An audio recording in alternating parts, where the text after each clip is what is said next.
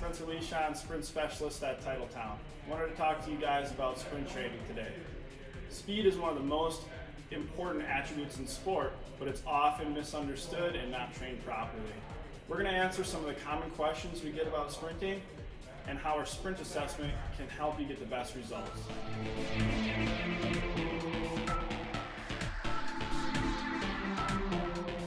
The simple answer is sprint at top speed and sprint often. But what we like to do here is include flying sprints for top speed development with resistance sprints for acceleration training. But if you start doing that and you're hitting plateaus, you might need to do something more. Within our sprint assessment here, we can create a load velocity profile that tells us, are you biased towards acceleration or top speed? And what that does is help us determine the best training avenue for you. Our 1080 sprint here gives us a graph of every sprint and every step, which tells us exactly how much power and force you're creating and the speed at which you're moving down the track in real time and afterwards with the graph. So it makes it really easy to individualize your training.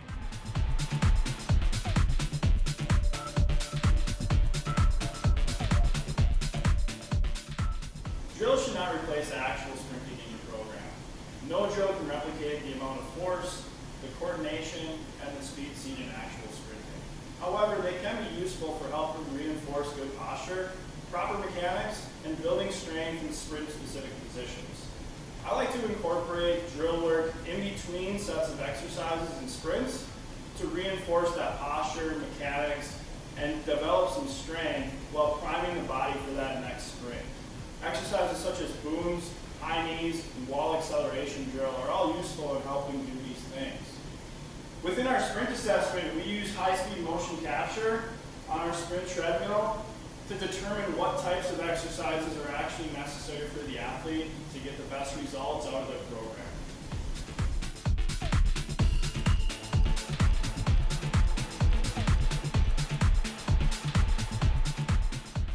There's no question that building strength in your large muscle groups, such as your glutes, quads, and hamstrings, can contribute to sprinting speed. But we must not forget about the role the foot and ankle plays.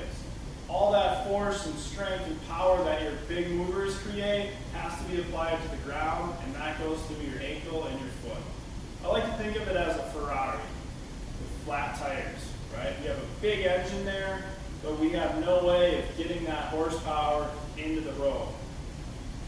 What we like to do here is incorporate isometric strength into our sprint work.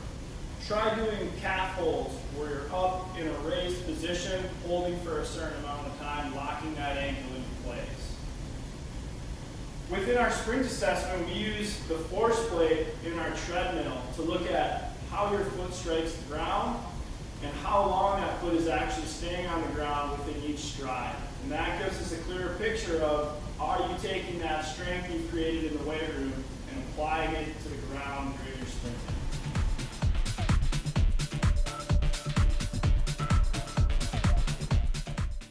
One of the most common corrections we make to sprint technique is stride length. Overstriding occurs when the front foot strikes the ground too far out in front of the center of your body, which also causes the back foot to leave the ground too late. This can lead to all sorts of problems, including loss of overall speed, as well as potential injury. If you've experienced repeated hamstring strains, low back pain, hip flexor soreness or tightness, there's a chance that you might be overstriding. One of our favorite drills to work on this is wickets. Wickets improve upright sprinting mechanics and help an athlete's turnover so they're getting those feet moving more frequently in the same amount of space. This can lead to a reduction in all of those soreness, tightnesses, and injuries we talked about previously. One of the ways we can specifically check where an athlete's foot is striking and when it's leaving the ground is through our sprint assessment, where we get you on our high-speed treadmill.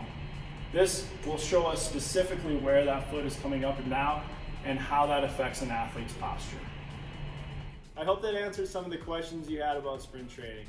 If you're interested in more information about our assessment, check it out at our website in the link below.